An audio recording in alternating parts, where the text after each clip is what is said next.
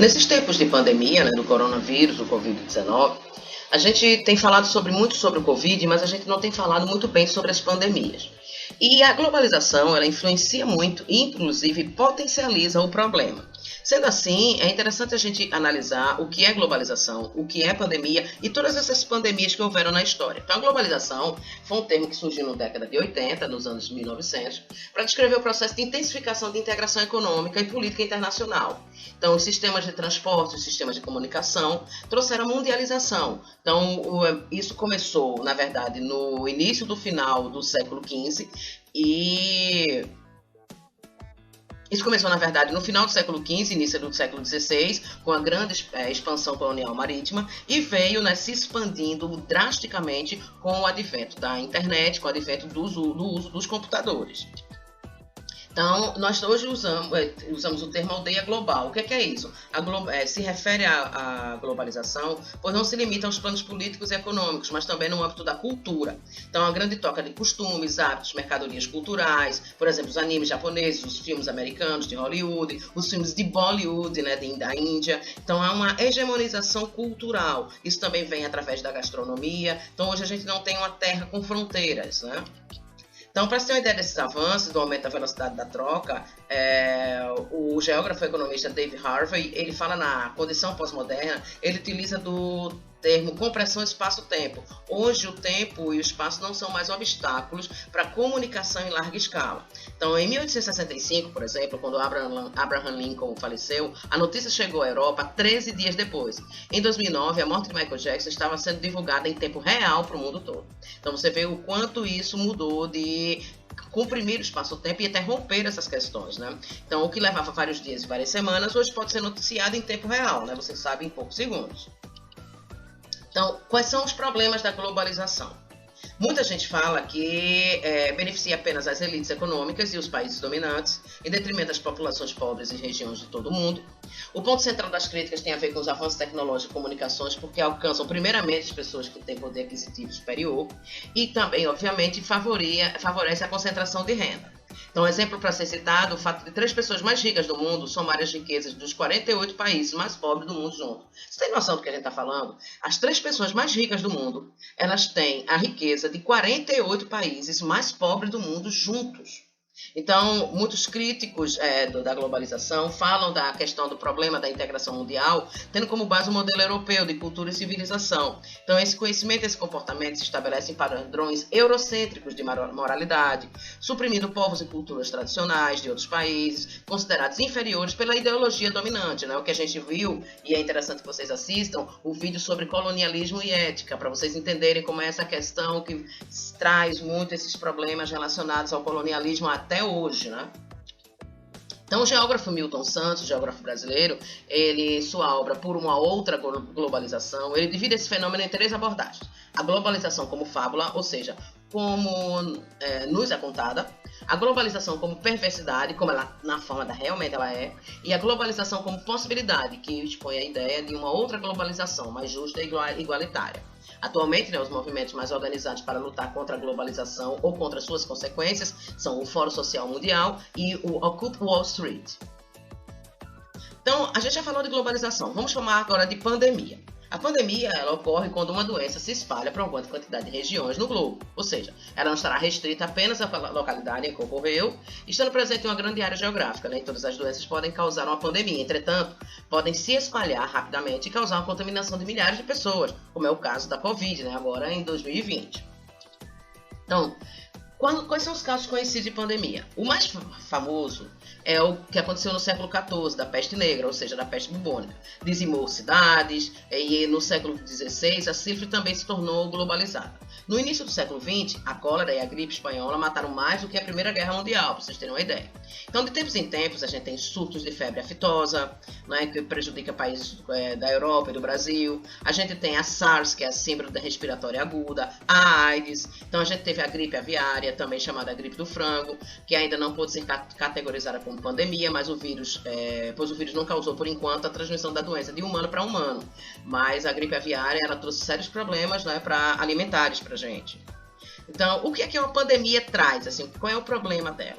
Se ela acontece em diversas partes do mundo, ela é o resultado de um fator geográfico determinante. Como a gente tem a globalização, que trouxe, né, a redução das fronteiras, uma aldeia global, a gente trouxe também os problemas relacionados ao meio ambiente, que a gente vai ver mais para frente. Então, a pandemia ela ocorre simultaneamente em vários países, porque a gente tem agora comunicações e transportes em larga escala. Então, epidemia e pandemia são sinônimos? Não. São termos diferentes. Eles não devem ser utilizados como sinônimos. Epidemia se refere ao aumento dos casos de uma doença numa região, que excede aquele número esperado. Enquanto que a pandemia é a distribuição. Então, epidemia tem a ver com o número e pandemia tem a ver com a quantidade de países, de locais que foram atingidos. Pandemias na atualidade. Aí essas pandemias elas ocorrem com mais facilidade, porque é mais fácil o deslocamento das pessoas de um local para o outro, né? Então muitas vezes o doente ele não apresenta sintomas num determinado lugar e ele se transporta para outro e naquele outro lugar ele transmite. Então às vezes existe uma falta de cuidado na transmissão, na infecção de um grande número de pessoas. Então o que acontece? Muitos países você só entra quando você tem as vacinações, tem um controle de doenças, de medição de temperatura, mas isso não ocorre em todos. E o grande problema é o colapso do sistema de saúde, porque é difícil prever, né, o desfecho de uma história como essa. Tem muitos filmes que tratam sobre isso, né? Então nesse caso, se os leitos de UTI eles forem rapidamente ocupados, vai ser um problema, não é isso? Então a gente tem uma preocupação nesse aspecto. Então a pandemia, como ela ocorre até de um continente para o outro, ela é considerada altamente contagiosa se ela se difundir no número de pessoas. Então é diferente do câncer. O câncer é responsável pelo número de mortes, mas ele não é considerado uma pandemia, porque ele não é uma doença infecciosa. Muita gente na internet está comparando casos de câncer com os casos de Covid, e não podem ser comparados, porque o câncer não é contagioso. Então, uma pessoa que tem câncer, que viaja de um lugar para o outro, não vai transmitir nada. O Covid vai. Então, a AIDS é considerada uma pandemia, porque a AIDS ela é transmissível de uma pessoa para outra. O problema do Covid é que ele é transmissível pelo ar, então é ainda mais perigoso. Então, pelo menos 30 novas doenças foram descobertas em diversas partes do mundo nos últimos 20 anos. E essas características do mundo atual, como pobreza urbana, negligência do desenvolvimento de vacinas, baixa qualidade dos serviços de saúde, problemas ambientais, de desmatamento, vão influenciar nisso, né? Então, em 1957, ocorreu uma pandemia de gripe asiática. Em 6 meses, a doença deu a volta ao mundo, como vocês veem aí no mapa. Começou aqui, em fevereiro, e rapidamente, em junho, já estava no mundo todo. Então, vocês terem uma ideia da proporção. Isso foi em 1957. Agora, imagina as proporções que isso tem agora, com tantos anos depois que a gente tem um impacto desses, né? Então, novas doenças. O que ocorre? O encarceramento de animais silvestres, o tráfico de animais silvestres, contaminação das águas, o surgimento de megas favelas, o crescimento descontrolado da população, né? O descontrole populacional, a revolução na criação dos animais, a industrialização desses animais, não é isso? Tudo isso traz para o homem o contato com animais que a gente não tinha 30 anos atrás, por exemplo. Então, como você está vendo aí, você tem favelas gigantes, você tem água contaminada, você tem o desmatamento que arrasta os animais para as áreas urbanas em busca de alimento. Então, eles acabam entrando em contato com o ser humano que outrora não entraria em contato. Então, a economia globalizada, ela diminui as fronteiras, mas ela também deixa mais frágil essa economia caso aconteça uma pandemia, como é o nosso caso. Então, a gente vive numa era em que as pessoas e os vírus fazem viagens aéreas e marítimas pelo mundo todo. Então, e tem ainda o problema dos micróbios, que eles são mutantes. Os vírus, eles sofrem mutações. E por que eles sofrem mutações? Porque eles querem garantir a sua própria sobrevivência. Então, de tempos em tempos, surgem micróbios com características diferentes. Então, alguns desses seres são altamente letais para os seres humanos. A facilidade com que as pessoas viajam dissemina essas doenças ainda mais rápido, não é? De forma muito perigosa. E os avanços tecnológicos, especialmente as comunicações, podem servir para facilitar a cooperação para descobrir as curas, não é? Então é necessário a gente combater os problemas decorrentes das doenças infecciosas onde quer que elas ocorram, antes mesmo de elas ocorrerem. Então a epidemia nas áreas mais remotas da África e das Américas pode resultar em surtos nos lugares todos do mundo.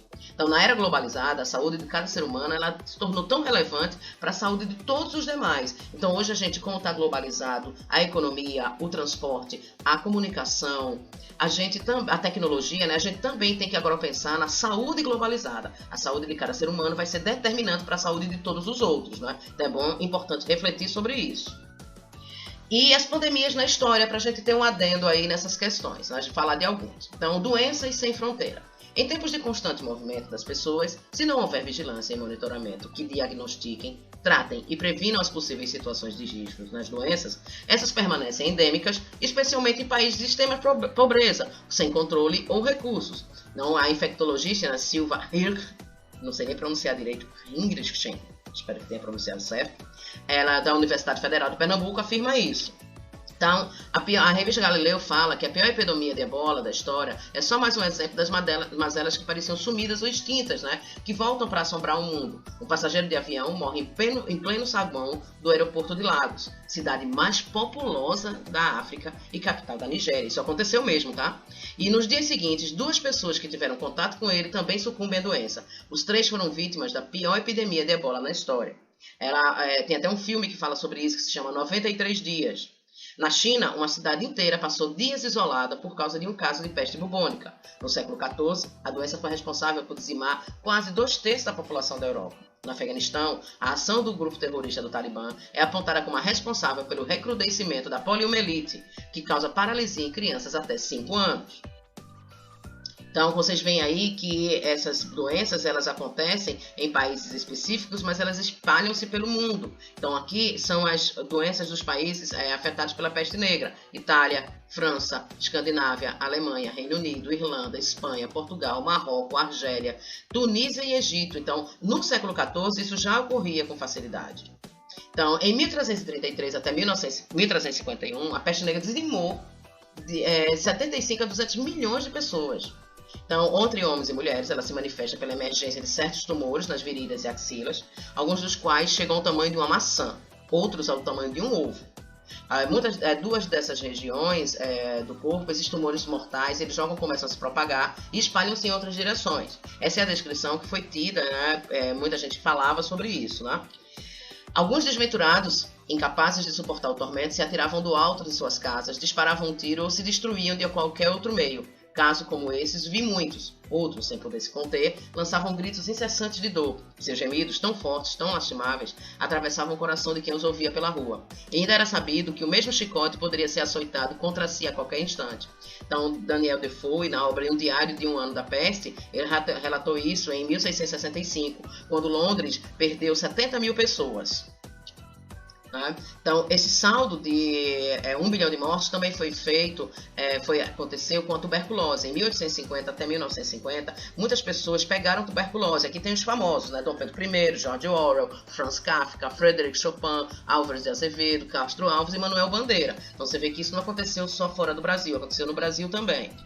A poliomielite, que é uma doença que praticamente estava erradicada, se tornou alvo de práticas terroristas. Afeganistão, Paquistão empreenderam a guerra nos Estados Unidos utilizando isso. A Nigéria, com o Boko Haram e a rejeição do mundo ocidental, se expandiu, né, pela Somália, Quênia e Etiópia a poliomielite. Então você vê que é uma coisa muito trágica.